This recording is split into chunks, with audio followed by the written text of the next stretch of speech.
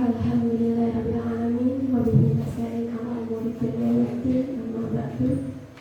Kepada yang terhormat Ibu Kepala Sekolah SD Negeri 3 Sukodono, Ibu Sri Indarti, Kepala Sekolah SD Negeri 2 Sukodono yang saya hormati, Bapak Ibu guru dan seluruh pegawai SD Negeri 3 Sukodono dan SD Negeri 2 Sukodono yang saya hormati pula.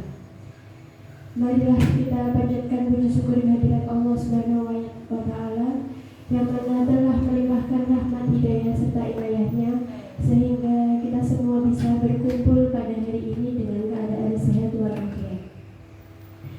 Salawat dan salam kita haturkan kepada junjungan kita Nabi Agung Muhammad SAW dengan mengucap Allahumma sholli ala Sayyidina Muhammad wa ala ali Sayyidina Muhammad yang kita tunggu syafaatnya besok di yaumil akhir nanti. Adapun susunan acara pada pagi hari ini adalah sebagai berikut. Yang pertama pembukaan, yang kedua menyanyikan lagu Indonesia Raya dan Mars Jepara, yang ketiga sambutan, dan yang keempat penutup dilanjutkan dengan acara diseminasi budaya positif.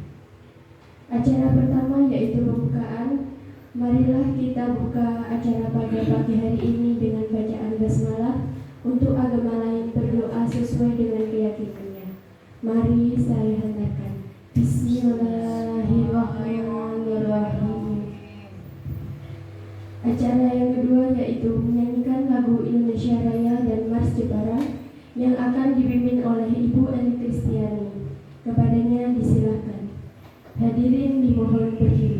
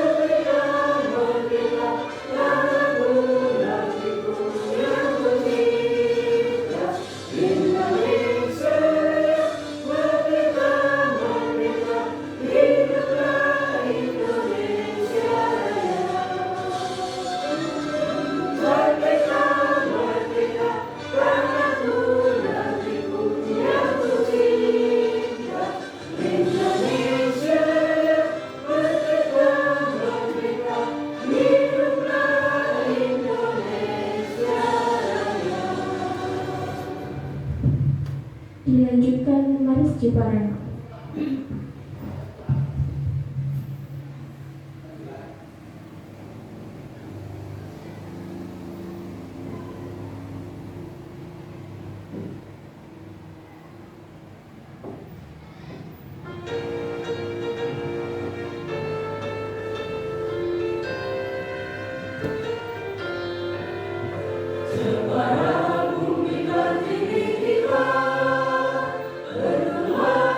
Seluruh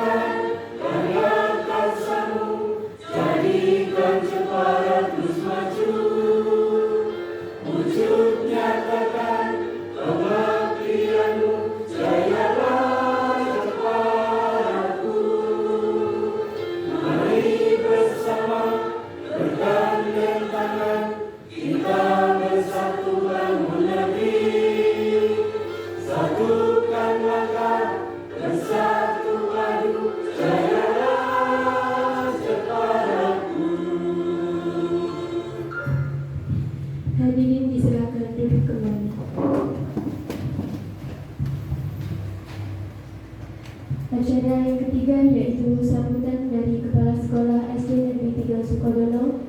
Kepada Ibu Sri Indarti disilahkan. Bismillahirrahmanirrahim. Assalamualaikum warahmatullahi wabarakatuh. Selamat siang dan salam sejahtera untuk kita semua. Bapak, Ibu yang kami hormati, terkhusus yang terhormat Ibu Kepala SD Negeri 2 Sukodono, yang kami hormati Bapak Ibu Guru Penggerak angkatan 10, yang Pak Ali angkatan 7 ya, Bu Nani juga angkatan 7. Kemudian terkhusus juga Bu Dian Ekawati CGB angkatan 10, dan Bapak Ibu Dewan Guru SD Negeri 2 dan 3 Sukodono yang telah berkenan hadir pada siang hari ini untuk mukadimah idem dengan pembawa acara. Bapak Ibu yang kami hormati, terima kasih atas kehadiran Bapak Ibu semuanya dalam menghadiri acara diseminasi budaya positif yang diadakan atau dilaksanakan oleh Ibu Dian Ekawati selaku CGP angkatan ke-10 pada hari ini tanggal 8 Juni tahun 2024. Mohon maaf bila mana penyambutan kami Budian dalam kegiatan ini kurang berkenan di hati Bapak Ibu semuanya. Bapak Ibu yang kami hormati, mudah-mudahan acara diseminasi ini akan memberikan informasi positif kepada Bapak Ibu semuanya. Bila yang sudah sering mendengar, wah, diseminasi positif, budaya positif, wah, wis apal ya. Tapi mudah-mudahan kalau yang sudah sering mendengar itu justru akan memperkuat pemahaman Bapak Ibu semuanya tentang budaya positif. Bagi yang belum, mudah-mudahan ini menjadi informasi tambahan dari Bapak Ibu semuanya untuk pengetahuan yang mana budaya positif ini akan sangat berguna bila mana kita terapkan di lingkungan sekolah, juga bisa di lingkungan rumah, juga bisa di lingkungan masyarakat sekitar, juga bisa. Dan mudah-mudahan dengan pelaksanaan diseminasi ini nanti juga akan mempengaruhi karya atau penelitian yang mungkin yang akan dilaksanakan oleh Bu Dian Ekawati untuk memperoleh hasil yang maksimal seperti itu. Kemudian Bapak Ibu, kami sekali lagi mengucapkan terima kasih atas kerjasamanya ini. Mudah-mudahan nanti di angkatan-angkatan selanjutnya ada di antara Bapak Ibu yang ada di sini lolos menjadi guru, calon guru penggerak. Kami juga akan siap untuk membantu segala sesuatu yang bisa memperlancar terlaksananya atau tugas-tugas dari calon guru penggerak. Misalnya ini angkatan 10, 11 dan seterusnya. Dan untuk informasi mungkin dari Pak Ali dan Bu Nani ya, Bu Kris ya, sepertinya sudah muntuk-muntuk ini untuk angkatan kepala sekolah periode selanjutnya, karena kemarin sudah ada pendataan ya. Itu kalau memang iya berarti nanti Sukodono kehilangan 2 guru ya. Gitu. Tapi tidak apa-apa karena ini adalah peningkatan jenjang karir ya. Untuk Budian juga nanti akan bersiap-siap ya untuk naik jenjang karir. Untuk yang lain ya monggo. Kalau ada peluang menjadi guru penggerak ikuti saja ya, karena selain pengetahuan yang didapat juga untuk peluang jenjang karir itu sangat terbuka. Itu Bapak Ibu yang bisa saya sampaikan. Sekali lagi mohon maaf jika ada banyak kekurangan, baik itu tempat maupun lain-lainnya ya. Sekali lagi mewakili Budian mengucapkan banyak terima kasih atas kehadiran Bapak Ibu semuanya untuk mensukseskan pelaksanaan diseminasi budaya positif yang diadakan oleh Budian Ekawati.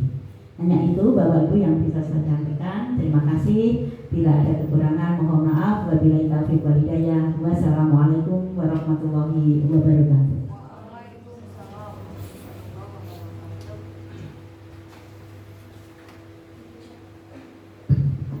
Diucapkan terima kasih. Acara terakhir yaitu penutup dan dilanjutkan diseminasi budaya positif. Di sini saya sebagai pembawa acara akan menutup acara pada pagi hari ini dengan bacaan alhamdulillah. Alhamdulillahirabbil alamin. Cukup sekian dan terima kasih. Wallahul muwaffiq ila aqwamit thoriq. Wassalamualaikum warahmatullahi wabarakatuh. Kepada Bu Dian Ekawati disilahkan.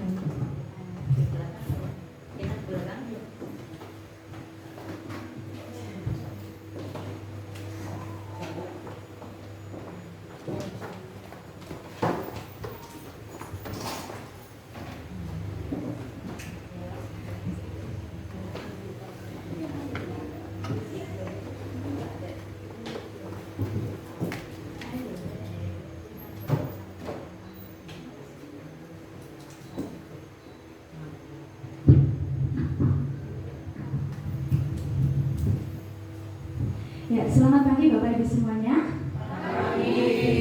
Ya, pertama-tama saya mengucapkan syukur pada Tuhan di mana pagi hari ini saya berkesempatan untuk bertemu Bapak Ibu dengan keadaan penuh sukacita nih. Pada sehat semua? Ya, mengucapkan terima kasih pada Ibu Kepala Sekolah, Ibu Sri Indarti yang sudah mengizinkan saya untuk memberikan kesempatan untuk mendiseminasikan kegiatan saya di pendidikan saya yang mengikuti CGP Angkatan 10 ini. Terima kasih juga untuk Bapak Ibu Guru SD 3 yang sudah membantu mendukung saya untuk pelaksanaan acara di sini. Tak lupa juga saya ucapkan terima kasih untuk Ibu Kepala Sekolah SD 2 Sukodono atas kerawannya bersama Bapak Ibu Guru semua. Sekali lagi saya ucapkan terima kasih atas dukungannya. Ya, Bapak Ibu, pada pagi hari ini saya berkesempatan untuk mendiseminasikan budaya positif yang saya dapatkan dari pendidikan guru penggerak angkatan 10 ini. Nah, pada pagi hari ini sebelum kita melanjutkan acara ini ya Bapak Ibu, dan saya juga nggak tegang, kita ice breaking dulu.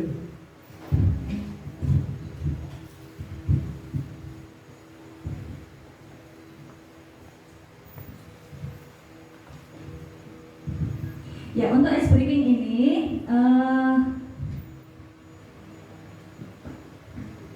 yang paling berat. Nah.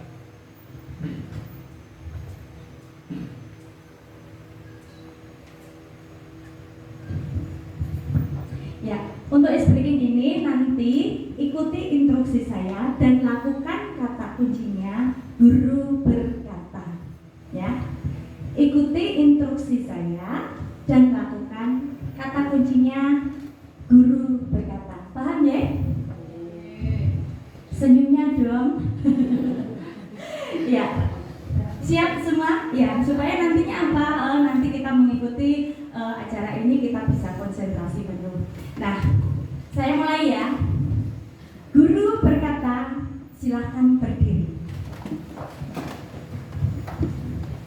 Guru berkata, silakan bergandengan tangan. Guru berkata, lepaskan tangan. Guru berkata, angkat tangan kiri. Guru berkata, angkat tangan kanan. Guru berkata, turunkan tangan. Sekarang silakan duduk kembali. Loh. Berarti Bapak Ibu masih belum konsentrasi ya, karena tadi kata kuncinya adalah guru berkata.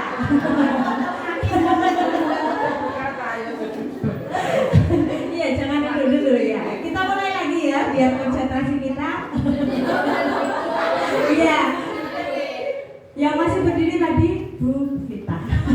Oh, sama Bu Ganjar ya, berarti perhatian ya.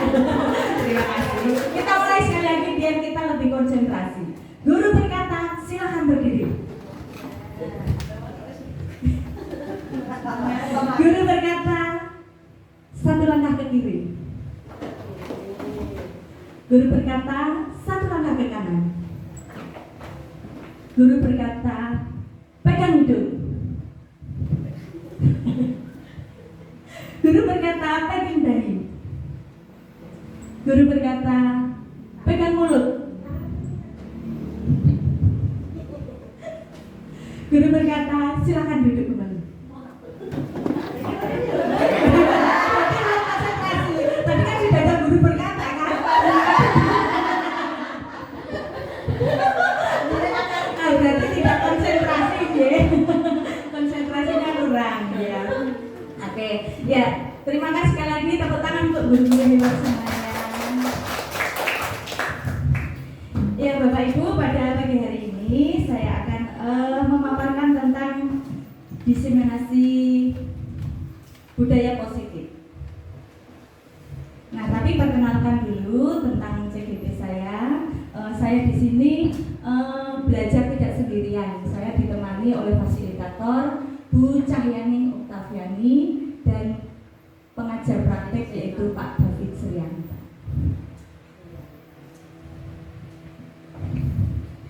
Ya, mengenai budaya positif ya, mungkin Bapak Ibu sudah mengetahui budaya positif itu apa sih? Nah, budaya positif itu di sekolah adalah nilai-nilai keyakinan dan kebiasaan di sekolah yang berpihak pada murid sehingga dapat berkembang menjadi pribadi yang kritis, penuh hormat, berteknologi, serta bertanggung jawab. Maaf ya Bapak Ibu, ini baru sekali pegang ini jadi bingung. Ya, menurut filosofi Ki Hajar Dewantara, tujuan pendidikan adalah menuntun segala kodrat yang ada pada anak agar mereka mencapai keselamatan, kebahagiaan setinggi-tingginya, baik sebagai manusia maupun sebagai anggota masyarakat. Nah, kita di sini sebagai guru itu dari filosofi tersebut kita diibaratkan sebagai petani. Kita diibaratkan sebagai petani yang dimana kita bersiap untuk menyiapkan lahan, menyiapkan bibit yang bagus, menyiapkan segala sesuatunya agar menjadi nanti yang kita panen itu bisa baik. Nah, sebagai guru di sini ada yang baiknya juga kita diharapkan bisa menyiapkan anak-anak kita menghadapi perkembangan zaman ini sesuai dengan kodrat alam dan kodrat zaman. Nah, bagaimana untuk menciptakan budaya positif itu? Nah, kita harus menciptakan karakter karakter anak didik kita yang baik untuk menghadapi kemajuan ini. Tentunya dengan diadakannya budaya positif. Nah, pada kesempatan ini nanti kita akan belajar tentang budaya positif, yaitu satu, disiplin positif dan nilai-nilai kebajikan. Yang kedua ada teori motivasi, hukuman dan penghargaan restitusi. Yang ketiga keyakinan kelas. Yang keempat kebutuhan dasar manusia dan dunia berkualitas. Yang kelima ada posisi kontrol. Yang keenam ada segitiga restitusi. Nah, sebelum kita melanjutkan apa yang saya dapat ini, ulasannya kita akan belajar tentang perubahan paradigma belajar terlebih dahulu. Nah, coba ini ya Bapak Ibu, kalau di samping kanan kirinya sudah ada. Coba ini saya minta yang satu menggenggam kanan, yang sebelahnya berusaha untuk membuka. Bayangkan yang digenggam ini tadi mempunyai sesuatu yang berharga. Wisna nggak ada temannya. Ya, coba yang satu menggenggam, yang satu berusaha untuk membuka. Nah, kira-kira boleh tidak? Hah? Karena Nah, bayangkan ini Anda mendapatkan emas berapa? Mau diminta tangannya dibuka? Boleh tak? Hah? Tidak boleh ya? Sekeras apapun tidak boleh. Hah? Pelit namanya ya Pak ya? Oh dibolehin. Nah dia membiarkan membolehkan. Nah kira-kira Bapak Ibu dari genggaman tangan, kepala tangan ini tadi siapa yang memegang kontrol? Yang menggenggam ya. Yang menggenggam ini tidak boleh. Kenapa tidak boleh Bu? Karena ini berharga. Kenapa? Karena berharga ya, karena berharga tidak boleh. Terus tadi kayaknya ada yang dibuka? Ada yang terbuka? Ada yang silakan membuka ya. Ya, ada yang membuka. Itu karena apa? Karena kita merelakan untuk dibuka, mungkin mau berbagi atau gimana aja ya. Nah, dari ilusi yang kita praktekkan, yang memegang kontrol, yang memegang kendali itu kita yang punya genggaman tangan tadi yang punya. Itu sama dengan kita sebagai guru. Sebagai guru kita memegang kendali atas murid-murid kita. Iya Benda? Ya. Betul apa enggak? Betul. Betul ya. Tetapi ini ya, murid kadang itu mau membukakan ini juga. Ya pada yang kita kan apa sih namanya ini? Memegang kendali yang satunya, yang satu berusaha membuka. Itu sama. Tetapi kita untuk merelakan dibuka kan kadang ada ya, sama dengan kita. Kita sebagai guru yang memegang kendali itu murid, begitu ya Bu Nani ya? Murid atau gurunya Bu? Dua-duanya ya. Dua-duanya memegang kendali karena muridnya itu kadang merelakan ya, merelakan untuk diatur. Nah, diatur gurunya. Nah, dalam kegiatan ini siapa sih yang sesungguhnya memegang kendali kontrol? Nah, kita akan belajar teori kontrol. Nah, ini untuk meluruskan miskonsepsi tentang teori kontrol. Nah, di sini yang pertama adalah ilusi guru mengontrol murid. Nah, guru itu mengontrol murid dalam kesehariannya. Nah, itu kan murid membiarkan guru mengontrol itu ya. Nih. Pada dasarnya kita dapat memaksa murid untuk berbuat sesuatu jika murid tersebut memilih untuk tidak melakukannya. Betul atau enggak? Kadang kita memaksa murid kita, ya kan, Bu Titis? Ya, memaksa murid kita untuk melakukan sesuatu, walaupun tampaknya guru sedang mengontrol perilaku murid. Hal demikian terjadi karena murid sedang mengizinkan dirinya dikontrol. Saat itu bentuk kontrol guru menjadi kebutuhan dasar yang dipilih untuk murid. Nah, teori kontrol menyatakan bahwa semua perilaku mempunyai tujuan, bahkan terhadap perilaku yang tidak disukai. Nah, kita punya kontrol pada murid, bahkan perilaku yang tidak disukai juga. Yang kedua, ilusi bahwa semua penguatan positif, efektif, dan bermanfaat. Nah, segala usaha untuk mempengaruhi murid agar mengulangi sesuatu perilaku tertentu adalah suatu usaha untuk mengontrol murid tersebut.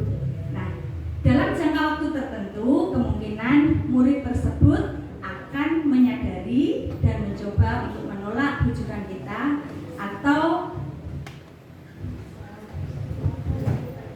bisa jadi murid tersebut menjadi tergantung pada pendapat sang guru. Kadang kita mengontrol murid, bahkan murid itu tergantung sama kita ya. Kadang itu Allah punya gerake gurune seperti itu. Nah, karena tadi. Nah, yang berikutnya ilusi bahwa kritik dan membuat orang merasa bersalah dapat menguatkan karakter. Nah, ini Bapak Ibu dalam kehidupan sehari-hari pernahkah dikritik? Pernah. Kalau pernah, siapa yang pernah dikritik? Contohnya apa? di sini mau memberikan pendapatnya? Bu Titis, pernahkah dikritik di sekolah atau di rumah? Selalu pernah. Ya, kritikan itu kalau kita berpikir positif ya bisa mendatangkan karakter yang baik. Nah, tetapi kalau kita dikritik dengan pikiran yang tidak positif, mestinya akan menjadikan emosi pada diri kita, gitu ya. Nah, ini ilusi bahwa kritik membuat orang merasa bersalah, dapat menguatkan karakternya. Yang berikut, ilusi bahwa orang dewasa memiliki hak untuk memaksa. Nah, seorang dewasa berhak memaksa muridnya. Kira-kira benar apa enggak nih ya? Ilusi bahwa orang dewasa memiliki hak untuk memaksa. Boleh? Kadang orang tua itu sering memaksa anak-anaknya untuk melakukan sesuatu. Sering ya? Iya. Nah, itu juga bagus, tetapi di sisi lain bisa mendatangkan pribadi anak menjadi tidak nyaman nih ya. Berikutnya, bagaimana seorang bisa merubah paradigma stimulus respon kepada pendekatan teori kontrol. Nah, ini Stephen R. Covey ya pada tahun 1991 mengingatkan bahwa bila kita ingin membuat kemajuan perlahan, sedikit ubahlah sikap atau perilaku Anda. Namun, bila kita ingin memperbaiki cara-cara utama, kita perlu merubah kerangka acuan kita. Nah, ubahlah bagaimana Anda melihat dunia, bagaimana Anda berpikir tentang manusia, ubahlah paradigma Anda, skema pemahaman, dan menjelaskan aspek-aspek tertentu tentang realitas. Nah, perubahan ini bisa kita ciptakan, yaitu melalui pertama dengan diri kita sendiri. Nah, dimanapun itu, kita sebagai contoh, apapun yang kita lakukan, sedikit demi sedikit orang pasti akan memandangnya, melihatnya itu baik buruknya, pasti akan dicontoh. Nah, pertama kali kita dalam kehidupan sehari-hari kita akan dicontoh kalau kita melakukan kegiatan disiplin. Ya, tidak dipandang sebelah mata ini ya. Kalau kita disiplin, pasti pertama kali banyak teman-teman itu dimanapun berada, kok mono ya. Tapi dengan ketelatenan kita, mungkin nanti bisa ditiru. Nah, ketika mendengar kata disiplin Bapak Ibu, apa yang terbenak? Apa Bu Ganjar? Taatan pada sesuatu. Ketaatan pada sesuatu. Mungkin yang lain?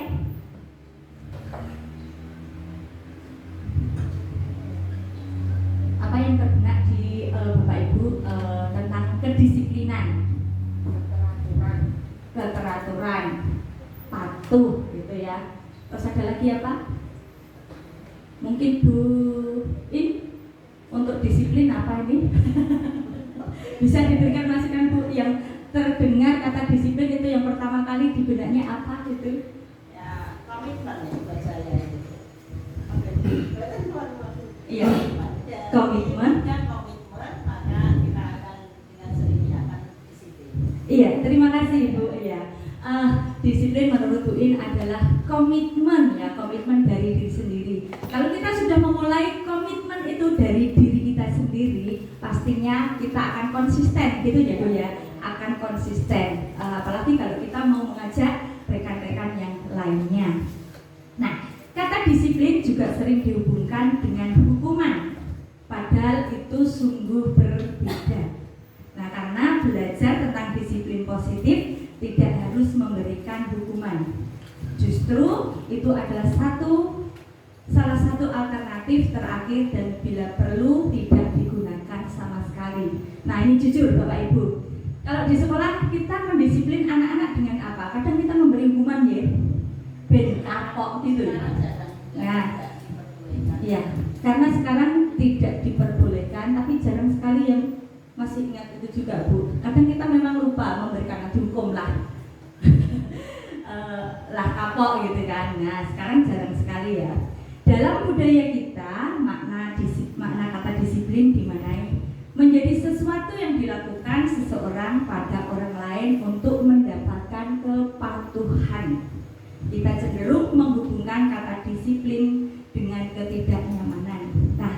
ini kalau kita didisiplin kira-kira itu nyaman atau enggak ya? Nyaman-nyaman aja. Untuk yang pertama kali pasti tidak nyaman ya, karena kita menyesuaikan dengan peraturan. Mungkin kayak seperti kemarin kita itu berangkat sekolah tenang-tenang, sekarang ada fast sprint ya, itu pertama kan kita tidak nyaman ya. Ya. Nah itu untuk kata disiplin. Nah maknanya apa? Makna disiplin positif yang dikemukakan oleh Ki Hajar Dewantara maupun Dian Goosen, di mana kedua pakar pendidikan mengartikan disiplin sebagai bentuk kontrol diri, yaitu belajar untuk mengontrol diri agar dapat mencapai tujuan mulia. Nah, tujuan mulia di sini mengacu pada nilai-nilai atau prinsip mulia yang dianut seseorang. Kita namakan nilai-nilai tersebut sebagai nilai-nilai kebajikan. Nah, ini ya, sebagai bentuk kontrol diri. Nah, kita bisa mendisiplin diri kita sendiri. Gimana sih? Nah, aku harus disiplin apa belum? Nah, ini sebagai bentuk mengontrol diri kita. Nah, pada kesempatan ini tadi sudah saya sampaikan, budaya positif itu bisa dimulai dari diri kita sendiri. Nah, juga mengamati bagaimana sistem rancangan di sekolah masing-masing dapat menciptakan lingkungan positif serta mendukung murid menjadi pribadi yang bahagia, mandiri, dan bertanggung jawab sesuai dengan filosofi Ki Hajar Dewantara. Nah, kalau tadi dimulai dari diri sendiri, sekarang kita mulai merefleksi diri kita sendiri. Apakah kita di sini sebagai pendidik sudah memahami bahwa kita tadi, seperti yang saya sampaikan di luar di depan tadi, kita diibaratkan sebagai petani yang menyiapkan lahan, yang menyiapkan segala sesuatunya untuk tanaman ini. Tentunya misalkan ada, kalau tanaman tadi ada apa ya? Ada virus apa? Ada orang, ada apa? Nah, kita itu ya pasti pasti kita akan mengusir hama-hama itu tadi ya. Nah, sama seperti kita itu diibaratkan jadi petani, kita harus menyiapkan tanamannya yang baik, menyiapkan tanahnya supaya apa? Supaya kita nanti mendapatkan hasil yang terbaik. Nah, itu yang kita perlu refleksi. Apakah kita sudah berbuat seperti itu? Sudah menyiapkan hal yang terbaik untuk masa depan anak-anak kita? Nah, kita sebagai guru dapat memahami bahwa kita diibaratkan sebagai tempat bercocok tanam, sehingga guru di sekolah itu harus menciptakan lingkungan yang aman, menyenangkan, menjaga murid dari hal-hal yang tidak baik. Demikian supaya murid kita itu di lingkungan yang nyaman, di lingkungan yang aman, menjadi pribadi yang berkarakter baik, gitu ya.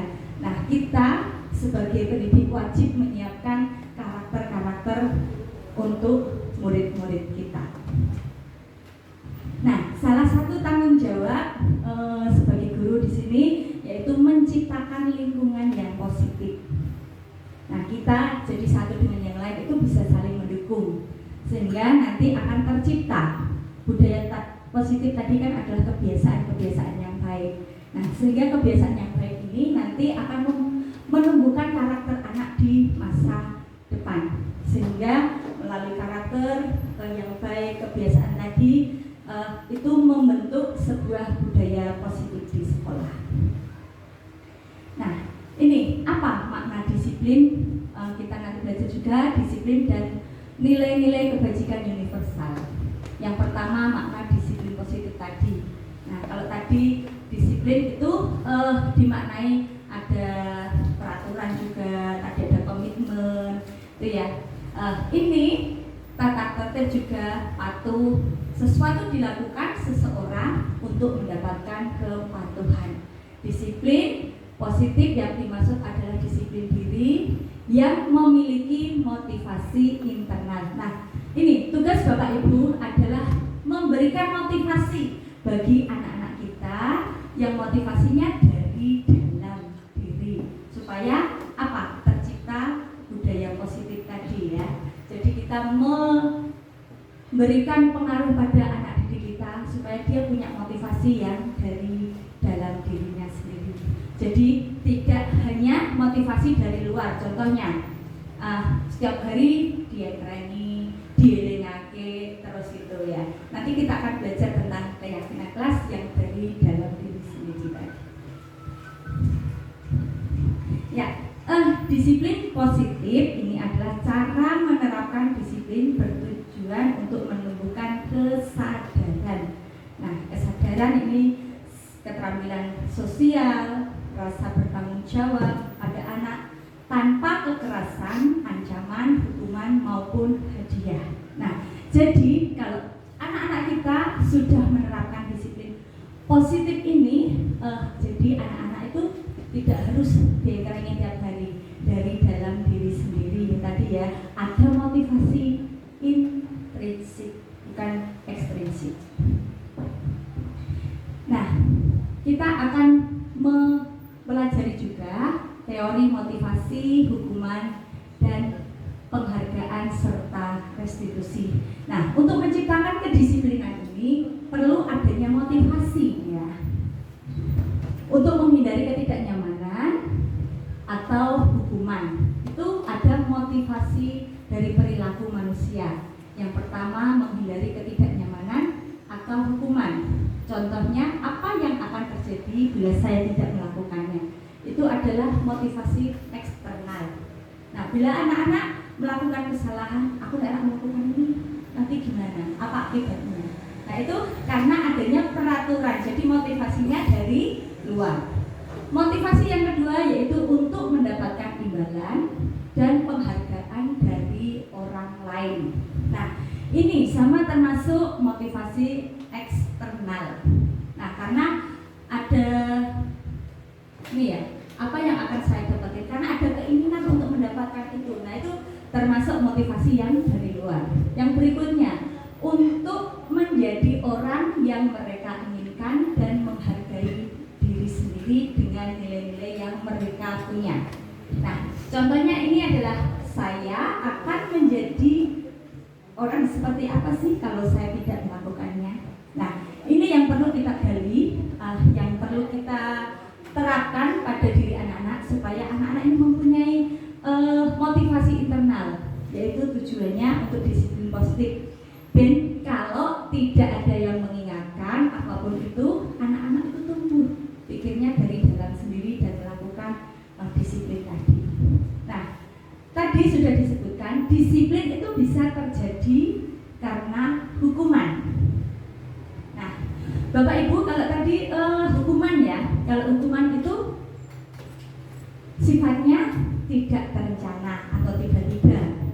Anak atau murid tidak tahu apa yang terjadi dan tidak dilibatkan. Hukuman bersifat satu arah dari pihak guru yang memberikan dan murid hanya menerima sesuatu. Contohnya kalau hukuman ini ya, anak datang terlambat mungkin atau membuang sampah. Nah, ayo, saiki hukumannya Pak, karena kamu terlambat, misalnya di depan tidak boleh masuk dulu. Nah, itu kan hukuman ya, karena tidak terlambat terus dihukum berpengaruh. Pelanggaran PR dikon maju di sini berdiri. Nah, itu termasuk hukuman. Nah, anak ini mendapatkan hukuman yang tidak terencana. Nah, disiplin bisa itu karena adanya konsekuensi. Nah, kalau konsekuensi adalah terencana atau sudah disepakati, sudah dibahas dan disetujui oleh murid dan guru. Umumnya bentuk-bentuk konsekuensi dibuat oleh pihak guru atau sekolah dan murid sudah mengetahui sebelumnya konsekuensi yang akan diterima bila ada pelanggaran. Nah, ini contohnya apa ya Bapak Ibu? Konsekuensi. Kalau di sekolah pasti sudah lakukan itu, saya percaya. Kesepakatan kelas. Mungkin sebelum biasanya di awal tahun itu ya kita punya kesepakatan kelas. Saya pernah dengar cerita Bu Ani pernah membuat kesepakatan kontrak belajar namanya. Nah, kalau zaman dulu kontrak belajar juga ya. Contohnya apa ini Bu Sriani? Ya, anak-anak itu tak suruh membuat semacam kesepakatan bersama supaya nanti kelasnya itu berjalan dengan baik. Itu apa saja yang tidak boleh dilakukan itu. Kemudian nanti setelah mereka membuat itu, nanti kita diskusikan bersama konsekuensinya apa. Misalnya kalau terlambat harus bagaimana, tidak membuat PR harus bagaimana, itu mereka sudah tahu. Ya, itu adalah satu konsekuensi karena sudah terjadi kesepakatan bersama. Kalau tidak melakukan pasti mendapatkan konsekuensinya. Mungkin ada yang menambahkan yang lain? Bulan konsekuensi yang pernah dilakukan di sekolah apa contohnya?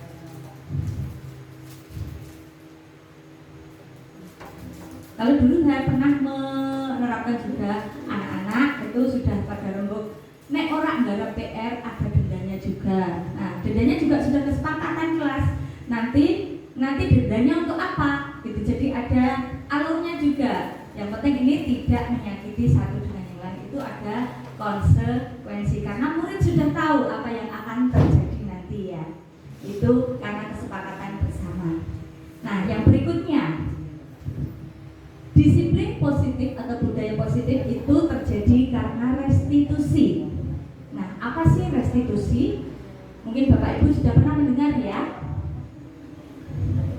Kalau di PNM juga yang sudah sampai di modul itu pasti sudah tahu apa itu restitusi.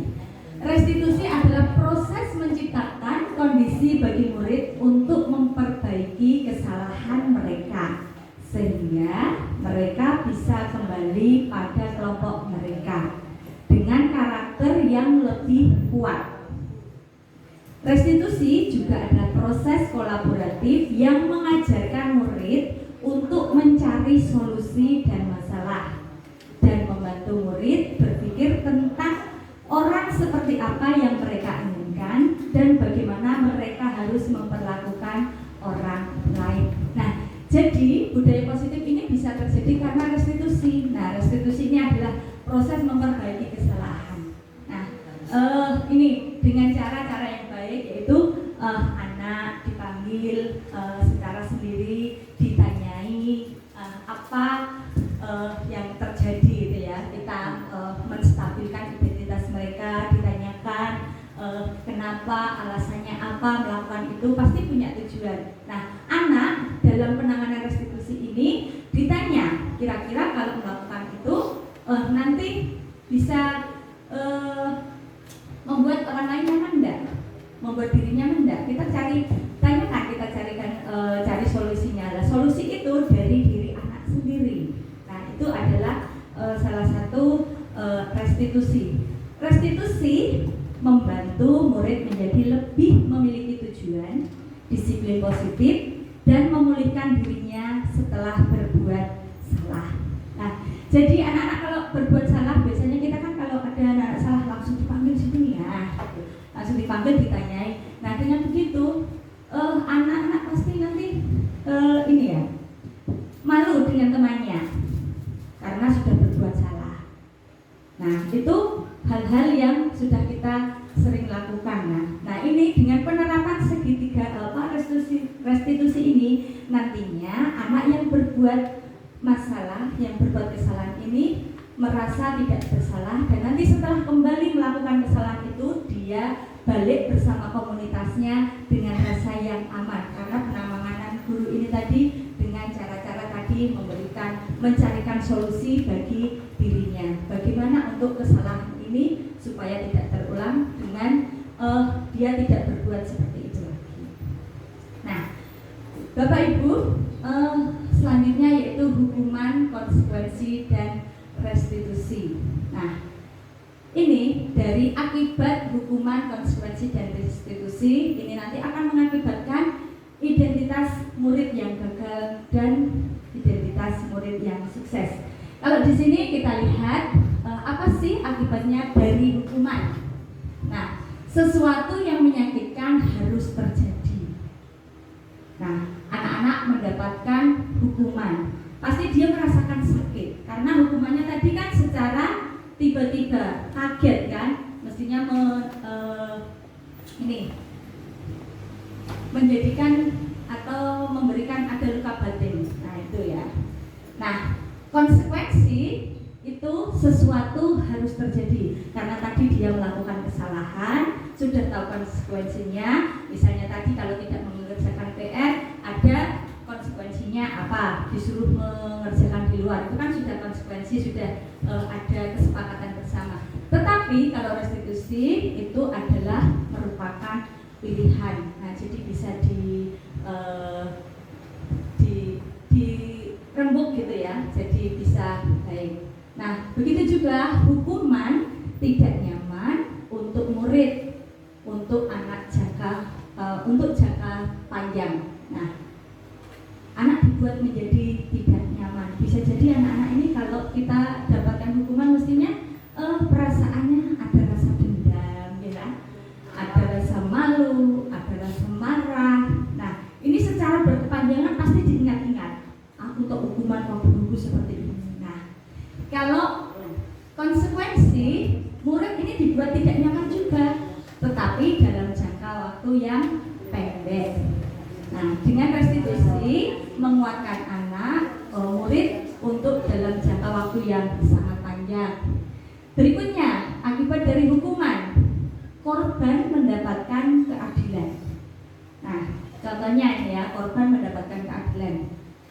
Ada anak bertengkar, terus ini langsung dihukum. Nah, keadilan kan wis adil, dia bersalah pasti mendapatkan hukuman. Tetapi kalau konsekuensi itu korban bisa diabaikan. Nah, itu maksudnya apa korban diabaikan? Nah, di sini kan dia melakukan, tetapi ini korbannya diabaikan. Kalau restitusi, korban mendapatkan ganti. Contohnya, misalkan bertengkar atau gimana kita sampai anak-anak itu misalnya geret-geretan kancingnya copot gitu ya. Kancingnya copot, terus kita melakukan restitusi pada anak itu, kita tanyai kenapa tadi melakukan hal itu, pastinya kamu punya alasan. Terus menurutmu itu baik apa enggak? Terus kita carikan solusinya. Apa sih kira-kira Ben membuat anak ini bisa senang lagi? Misalkan membuat kembali kancingnya itu dipasang. Nah, caranya piye? Saya akan memasangkan kancing tadi. Nah, dengan begitu dia akan mendapatkan ganti dari kesalahan tadi.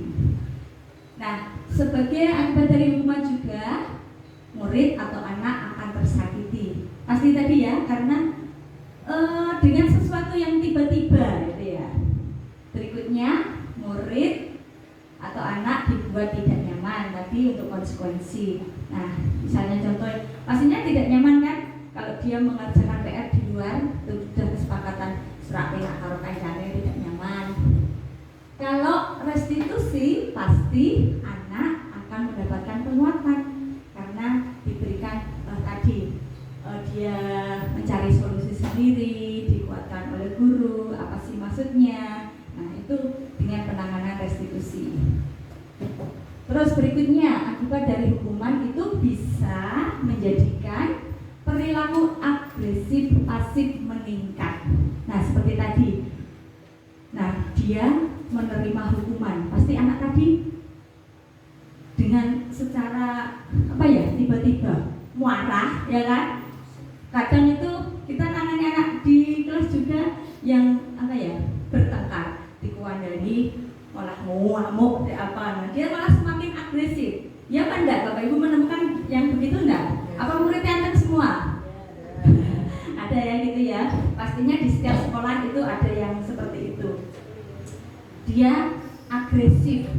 Tapi kadang dengan hukuman itu anak menjadi takut. Ngira, ada juga terus meneng, nggak ngopo-ngopo gitu ya. Ada juga ya.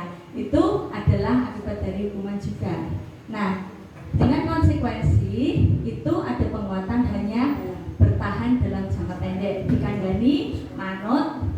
Pasti ada anak-anak ini juga ono sing manut, ono sing ora gitu ya. Kadang itu saya dibenakake, kandani ya ono sing manut tidak. Nah, kalau diberikan tadi restitusi masalah anak bisa terpecahkan. Nah, yang berikut akibat hukuman. Sistem tidak akan berjalan bila murid tidak takut. Nah, kita mengadakan peraturan, terus ini anak-anak tidak mematuhi peraturan-peraturan itu, kalau tidak kita jalankan di sekolah kita maupun di mana, kira-kira ini anak melakukan peraturan kita enggak ya? Nah, karena dari kita tidak konsekuen, ya. Dengan anak halah, guru wae, pak guru, aku wis rasa-rasa, biasane sing kae salah wae ora dikapak-kapak gitu. Nah, itu kalau sistem kita tidak berjalan dengan baik, maka anak menjadi tidak takut, malah bahkan itu ngice, ya kan? Nah, itu membuat sekolah tidak nyaman. Nah, yang berikutnya konsekuensi memerlukan monitoring dan supervisi terus-menerus ya dari atasan kita.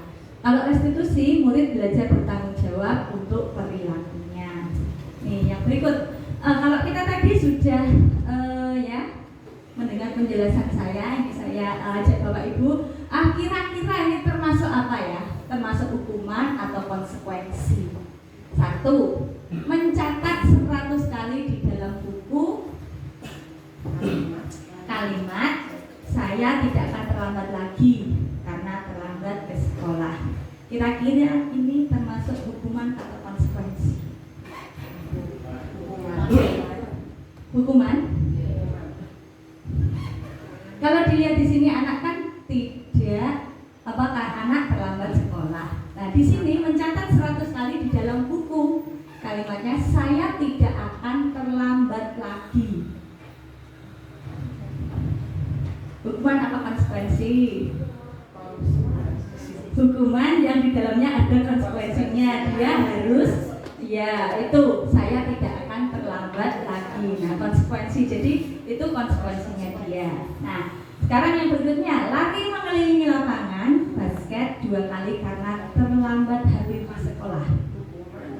Hukuman ya, karena ini tidak relevan dengan keadaan yang ya terlambatnya karena apa? Nah itu karena terlambat sekolah kok kamu pun. Terus membersihkan coretan yang dibuatnya di meja. Konsekuensi. Nah, karena dia sudah melakukan kesalahan, maka dia harus konsekuensi membersihkannya. Murid diminta untuk push up 15 kali karena tidak menggunakan masker di sekolah. Hukuman karena tidak relevan dengan keadaan yang sebenarnya ya. Mosok rak nganggo masker kok push up. Nah, tidak berkesinambungan. Terus menggantikan kertas tugas teman yang telah dicoret-coret. Konsekuensi ya.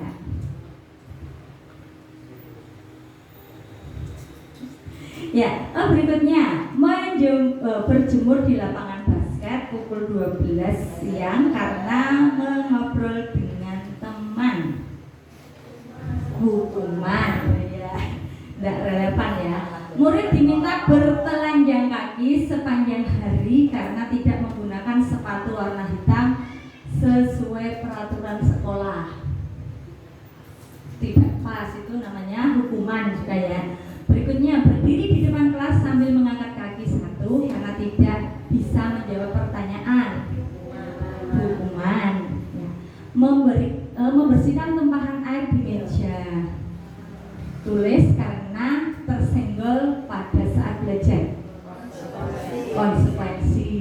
Kehilangan 10 menit jam istirahat untuk mengerjakan tugas karena terlambat datang dan tertinggal pelajaran. Konsekuensi ya. Nah, ternyata Bapak Ibu sudah memahami ya antara hukuman dan konsekuensi. Nah, yang berikutnya kita dalam menciptakan budaya positif di sekolah, kita harus mengenal juga adanya nilai-nilai kebajikan yang akan bisa mendukung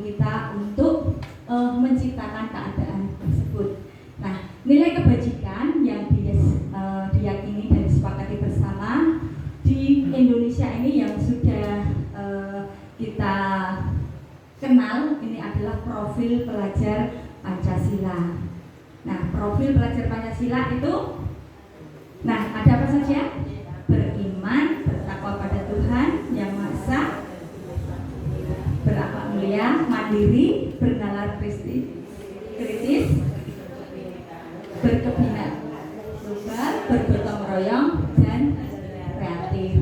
Nah, nilai kebajikan ini ada 6, salah satunya profil pelajar Pancasila. Yang berikutnya adalah nilai kebajikan, yaitu dari Ibu Primary Year Program PYP, yaitu kita menekankan di situ adalah sikap murid, toleransi, rasa hormat, integritas, mandiri, menghargai, antusias, empati, keingintahuan, kreativitas, kerjasama, percaya diri, dan komitmen. Nah, yang ketiga ini ada 9 pilar karakter. Nah, ini ada yang pertama cinta Tuhan dan segenap ciptaannya, kemandirian dan tanggung jawab, kejujuran atau amanah, diplomatis, hormat dan santun, dermawan, suka menolong, dan gotong royong, percaya diri, kreatif, dan bekerja keras, kepemimpinan dan keadilan, baik dan rendah hati, toleransi, kedamaian, dan kesatuan. Yang keempat nilai kebajikan adalah ada petunjuk seumur hidup dan keterampilan hidup. Nah, keterampilan hidup ini ada dapat dipercaya, lurus hati, pendengar yang aktif, tidak merendahkan orang lain, memberikan yang terbaik dari diri. Yang berikutnya nilai kebajikan the 7 essential feature within. Ya, itu maksudnya apa itu Wisna ya? Ada empati, suara hati, kontrol diri, rasa hormat, kebaikan, toleransi. Ya. Terus yang berikutnya ini apa nih Bu Isna? The feature. Project.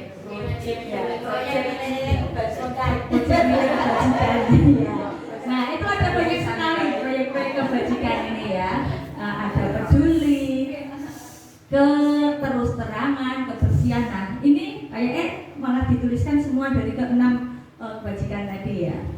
Nah, untuk menciptakan kebajikan-kebajikan tadi ini diperlukan keyakinan kelas. Nah, keyakinan kelas. Untuk terbentuknya budaya positif perlu diciptakan tentang yang disepakati tadi, keyakinan atau prinsip dasar bersama di antara para warga kelas, yaitu keyakinan, nilai kebajikan, prinsip universal tadi yang disepakati bersama secara universal lepas dari latar belakang suku, negara, bahasa maupun agama. Nah, kenapa kita perlu keyakinan kelas, tidak peraturan kelas saja? Ada yang bisa menjawab? Karena dibangun dari hati anak-anak sendiri. Karena dibangun dari hati anak-anak sendiri. Nah, mungkin dari yang lain, bapak-bapak ini dari tadi dia, kenapa tidak peraturan kelas? Tidak keyakinan kelas, kok peraturan kelas? Dibolak-balik ya. Mengapa tidak peraturan saja, kok harus keyakinan kelas? Pernah kan Bapak Ibu mendengar keyakinan kelas ya? Sudah pernah? Malah bahkan ada yang sudah melakukannya. Kalau kita mengerjakan BPNM juga sampai topik ini pasti tahu juga. Nah, keyakinan kelas adalah pernyataan-pernyataan yang disepakati bersama oleh guru dan murid untuk menjadi pedoman dalam bersikap dan berperilaku di kelas. Nah, apa sih gunanya? Nah, ini ada dampak positifnya dari keyakinan kelas, yaitu meningkatkan motivasi belajar murid, menciptakan lingkungan belajar yang positif, meningkatkan disiplin dari diri murid, meningkatkan kerjasama dan gotong royong pribadi. Nah, keyakinan kelas itu berasal dari peraturan kelas, Bapak Ibu. Nah, contohnya apa? Peraturan kelas yang sudah ada. Sedikit Ya. dari yang saya pahami, keyakinan kelas diambil dari kesepakatan dulu. Ya. Jadi kita berkesempatan dengan murid, kita sepakati. Ya, baru muncul saya yakin dari siswa. Saya yakin nanti baru muncul sebuah peraturan. Jadi kesepakatan, keyakinan baru peraturan. Seperti itu. Dia harus apa itu? Ya, terima kasih Pak Ali. Ya, keyakinan kelas itu adalah pernyataan yang disepakati tadi ya Pak. Kesepakatan kita untuk di kelas ini bagaimana? Nah, kita dari peraturan tadi, misalnya peraturan di sekolah, kita buat keyakinan kelas. Dan keyakinan kelas itu kata-katanya diganti menjadi kata yang positif. Kalau tadinya jangan membuang sampah sembarangan, nah itu bisa diganti dengan Buang sampah pada tempatnya. Misalkan lagi tidak boleh mengganggu temannya,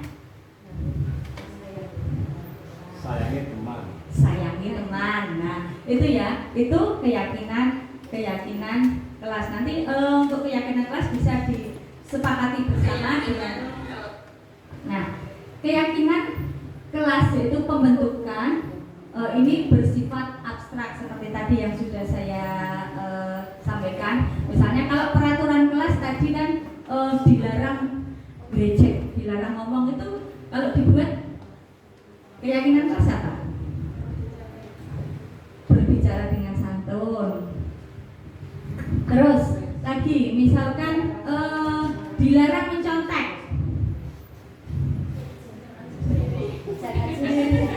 Kerjakan sendiri apa Pak Ali kalau dilarang menyontek? Kerjakan sekarang.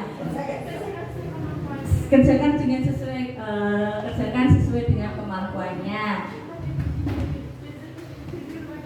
Jujur pada diri sendiri. Nah, itu masuk. Nanti dengan keyakinan kelas itu bisa mendapatkan nilai kebajikan. Contohnya tadi, ya. Kalau dilarang membuang sampah sembarangan, kira-kira nilai kebajikannya apa ya? Masuk di mana? Ya. Keyakinan kelas. Nah, tadi ya, nilai-nilai kebajikan ini kan sudah ada banyak sekali yang kita baca tadi ya. Termasuk apa kalau itu ya? Tadi kita melakukan itu membuat keyakinan kelas. Membuat keyakinan kelas dengan seperti itu. Nanti yang kita sepakati bisa kita lakukan bersama-sama. Kenapa keyakinan kelas? Nah, keyakinan kelas itu bisa diterapkan karena dari kesepakatan itu, kesepakatan bersama anak-anak yang timbul dari dirinya sendiri. Nah, hendaknya keyakinan kelas itu tidak terlalu banyak supaya apa? Anak-anak itu tetap bisa mengingat apa yang menjadi kesepakatan tadi. Nah, ini bisa Bapak Ibu lakukan di kelas masing-masing, gitu ya. Nah, dari kesepakatan itu, kira-kira di sekolah ini, di kelas ini, biar tidak ramai, itu apa sih kesepakatan kita?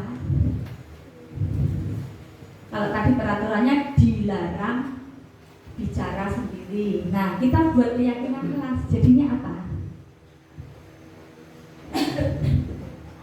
Dilarang bicara sendiri dalam kelas. Nah, kalau kita buat keyakinan kelas disepakati bersama, kata-katanya boleh jadi apa ya?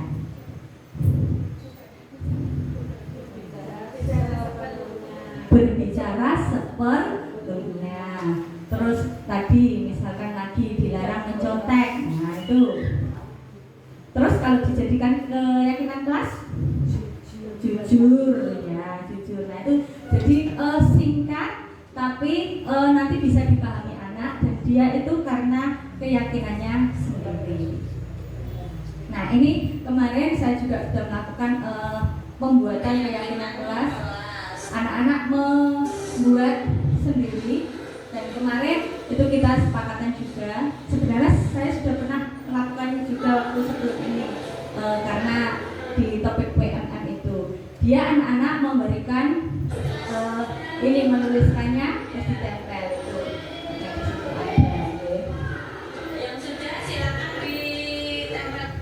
Nah, dengan keyakinan kelas ini nanti anak-anak bisa melakukannya tanpa kita elengin terus, kita suruh, karena itu dari dirinya sendiri. Sebagai contoh ini ya, saya sendiri tidak jauh-jauh, saya itu kan kalau di sini sudah terkenal pakai helm terus itu ya kemana-mana. Nah, pakai helm itu kan saya yakin itu bukan karena peraturan, ya memang kalau peraturan kan ada, tapi saya yakin itu nanti akan melindungi saya dari panas, dari hujan, bahkan kalau kemana-mana rambutnya tetap rapi. Saya yakin itu nanti melindungi saya. Jadi tidak ada paksaan dari orang lain. Mau helm kudune kemana-mana. Nah, sama seperti itu. Nah, kalau putra putri Bapak Ibu sudah melakukan ini dengan kesepakatan bersama di kelas, nanti meskipun ditinggal, gitu ya, meskipun ditinggal anak-anak pasti akan melakukannya dengan senang hati, dengan sukarela, gitu ya. Nah, untuk menciptakan disiplin tadi kita perlu memperhatikan kebutuhan dasar anak-anak dan kita mengenal kebutuhan dasar manusia.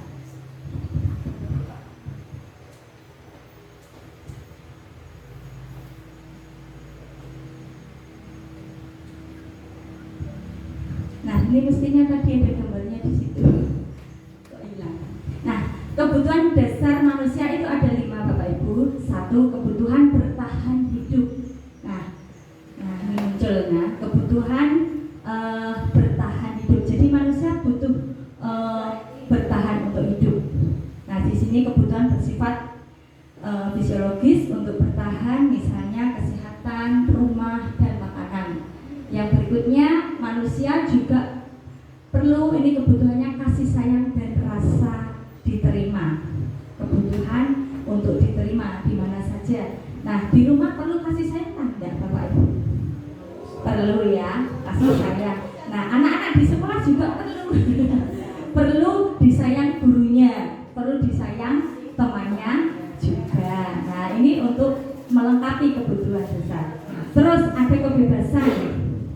Manusia butuh akan kemandirian, otonomi, memiliki pilihan, mampu mengendalikan arah hidup seseorang. Jadi manusia ini perlu kebebasan. Nah, kira-kira Bapak Ibu perlu bebas apa enggak? Perlu ya. Contoh bebas apa? Bebas berpendapat, bebas mau kemana saja, gitu ya Bu ya. Bebas terbatas ya. Terus yang berikutnya, manusia memerlukan kesenangan. Nah, kebutuhan untuk merasa senang. Nah, kebutuhan ini adalah mencari kesenangan, bisa bermain, tertawa. Nah, ini anak-anak di sekolah kadang tuh bermain, tertawa. Dia butuh kebebasan dan kesenangan juga.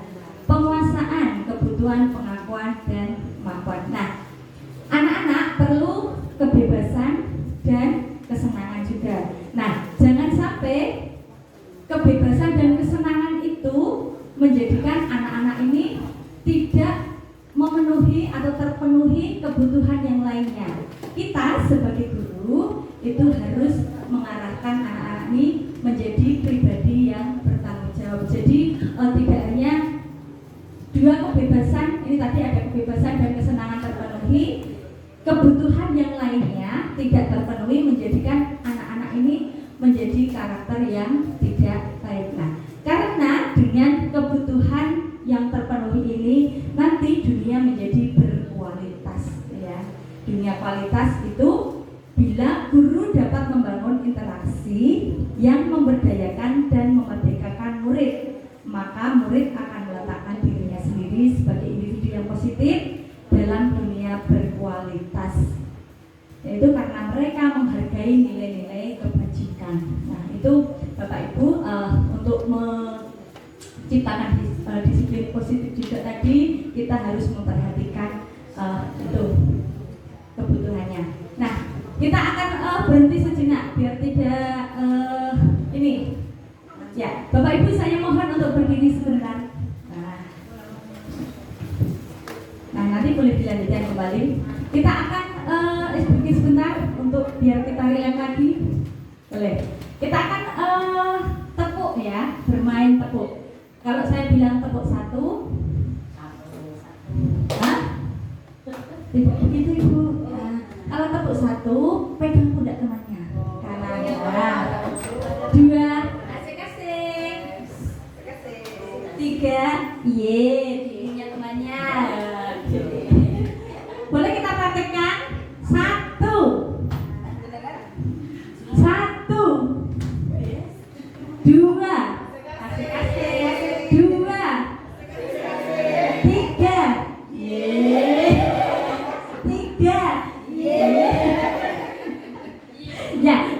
gitu ya, kita konsentrasi. 1, 3, 2,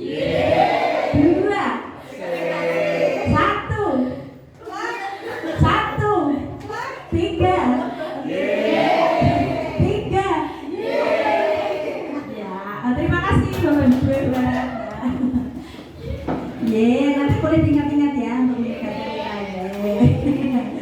Nah, Bapak Ibu guru, terima kasih masih bersama dengan saya di sini untuk menciptakan disiplin positif. Kita sebagai guru bisa menempatkan kita di sebagai posisi kontrol. Nah, kita harus mengenal 5 posisi kontrol. 1, ada posisi hukum, pembuat rasa bersalah, teman, pemantau, dan manajer. Nah, ini kita sudah lakukan dalam kehidupan kita sehari-hari ini ya.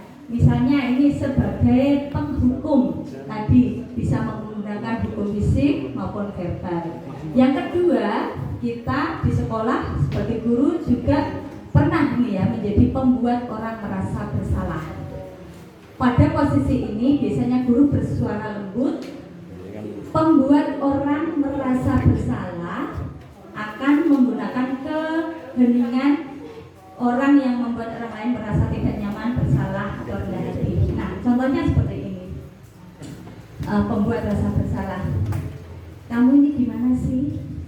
Kok membuat saya seperti itu? Nah, ini kan membuat orang lain merasa bersalah ya. Nah, posisi yang berikutnya sebagai teman. Nah, ini saya yakin biasanya guru itu anak-anak. Nah, betul lah, seperti ada masalah pasti dirangkul. Nah, kita memposisikan seperti teman.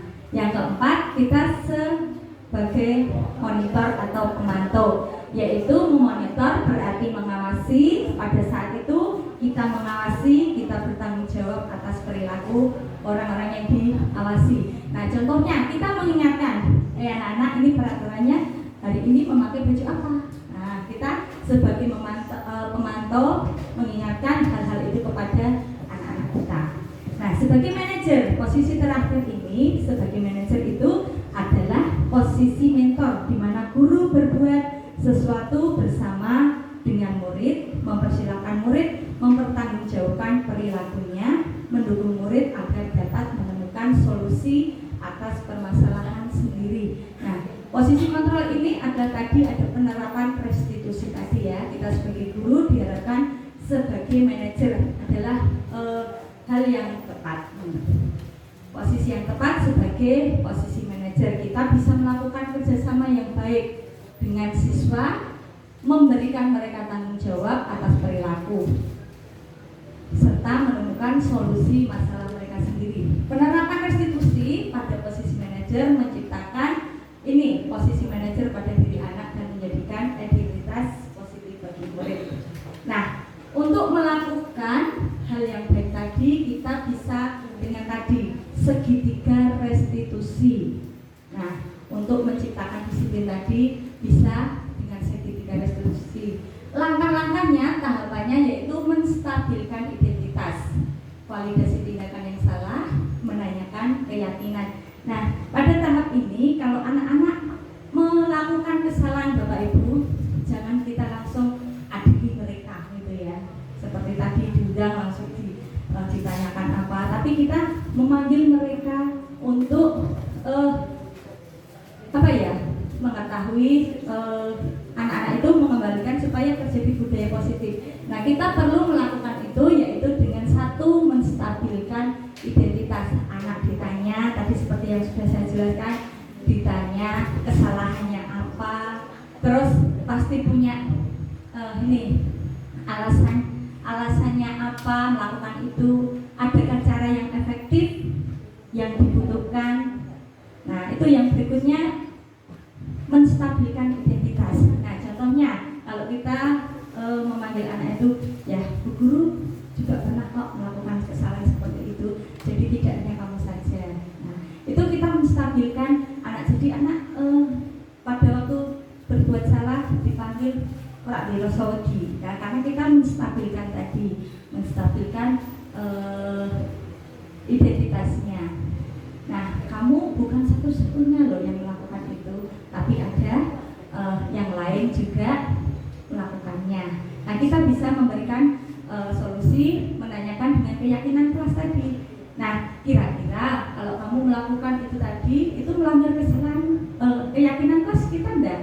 Nah, kalau anak sudah menjawab, nah kita berarti itu kalau melanggar keyakinan, kira-kira terus kita tanyakan lagi, apa jika kita tidak melanggar keyakinan kelas, apa yang terjadi? Nah, jadi anak bisa membayangkan apa yang terjadi kalau kita tidak melanggar itu. Nah, kita tanyakan lagi keyakinan kelas apa saja yang sudah disepakati, terus kita memberikan penguatan pada anak tersebut. Solusinya apa? Nah, jadi kalau mungkin kemarin saya juga sudah mempraktikkan itu, kebetulan ada anak diajak belajar kotekan terus. Nah, itu tak tanya apa sih kemauannya apa. Nah, kita tanya karena menstabilkan. Ya, kepingin katanya itu Bu. Jadi pengen kontek tadi.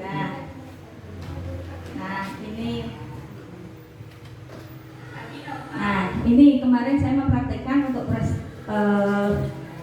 segitiga restitusi. Permasalahannya saat menjelaskan dia kontekan sendiri. Nah, ini proses validasi.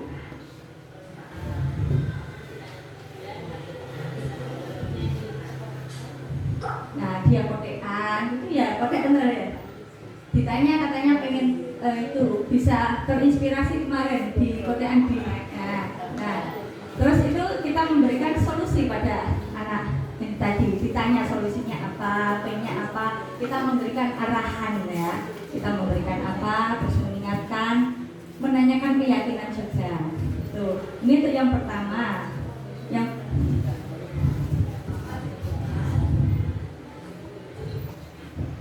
Nah, ini yang kedua itu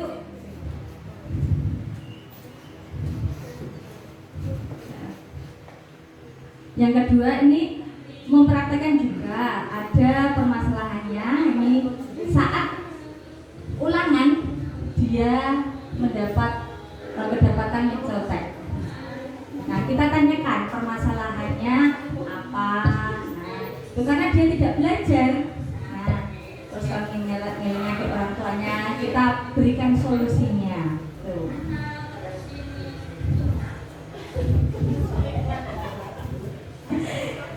Ya, ini proses segitiga restitusi yang saya terapkan itu. Nah, Bapak Ibu, sesuai dengan filosofi Ki Hajar Dewantara, nah ini kita bisa menuntun murid, ya kata kuncinya kita menuntun murid sesuai kodratnya, didorong dengan kekuatan visi yang kita bentuk sangat berpengaruh pada nilai-nilai dan peran kita. Sebagai guru, kita bisa menciptakan budaya positif ini dengan kebiasaan yang melekat pada jiwa melalui sentuhan segitiga restitusi. Jadi nanti Bapak Ibu berharap ya dengan apa yang saya dapatkan ini nanti bisa yang saya sampaikan juga nanti bisa diterapkan di sekolah. Budaya positif ini bisa melalui segitiga restitusi ini biar nantinya budaya positif di sekolah bisa terwujud. Nah, ini mendapatkan pengalaman ini bagaimana cara murid memposisikan dirinya. Nah, juga ini mendapatkan ilmu nih. Ini banyak sekali yang saya dapat dari pendidikan calon guru penggerak. Nah, nanti diharapkan juga Bapak Ibu yang di sini yang belum mengikuti nanti bisa ikut. Nah, di sini kita bisa belajar strategi positif dari apa yang disampaikan di sini. Nah, dari di sini tantangannya ya mengikuti di sini itu menerapkan konsep-konsep yang sudah saya dapatkan itu mungkin sedikit demi sedikit itu kita terapkan sebagai petani tadi ya, kita menerapkan memposisikan diri kita, menuntun anak didik kita, menjadikan mereka memiliki karakter-karakter yang baik untuk persiapan di masa depannya.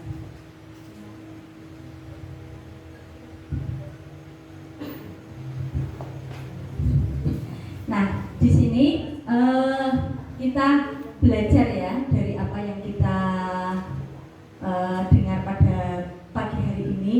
Kalau di sekolah Bapak Ibu sudah ada budaya-budaya positif, mari kita tingkatkan lagi. Nah, kita tingkatkan lagi supaya budaya positif ini di sekolah bisa memang betul-betul menjadikan sekolah ini menjadi lebih baik. Nah, itu dimulai dari diri sendiri, kita bisa menciptakan itu. Nah, terima kasih untuk Bapak Ibu guru semua yang sudah hadir pada pagi hari ini. Nah, di sini saya akan membagikan juga penerapan kelas yang sudah saya lakukan selama mengikuti ini. Nah, di sini ada anak-anak menjadi lebih aktif, menanyakan ya, anak menjadi lebih aktif juga. Terus kebiasaan positif yang sudah setiap harinya sudah masuk kelas, berbaris, sudah berdoa, membuang sampah pada tempatnya. Nah, oke Bapak Ibu, terima kasih. Semoga apa yang saya sampaikan pada pagi hari ini bisa bermanfaat bagi kita semua dan kita bisa terapkan. Di sini sekali lagi saya mohon maaf, saya tidak menggurui Bapak Ibu dan saya hanya menyampaikan apa yang saya pahami. Mungkin Bapak Ibu lebih memahami lagi dari yang lebih itu karena kemampuan kita mungkin terbatas. Terus sekali lagi saya terima kasih untuk dukungannya pada pagi hari ini. Mungkin kalau ada sesi tanya jawab saya bisa menjawab, tak jawab, kalau tidak minta bantuan yang lain. Kita di sini belajar bersama ya. Dan ada pepatah mengatakan kalau ada seperti ini jangan dilihat siapa yang menyampaikan, tetapi dilihat isinya. Begitu ya. Nah, ini sekali lagi saya terima kasih untuk dukungannya. Jika ada kata yang kurang berkenan, saya mohon maaf yang sebesar-besarnya. Dan ini nanti saya memohon lagi pada Bapak Ibu untuk kita foto bersama.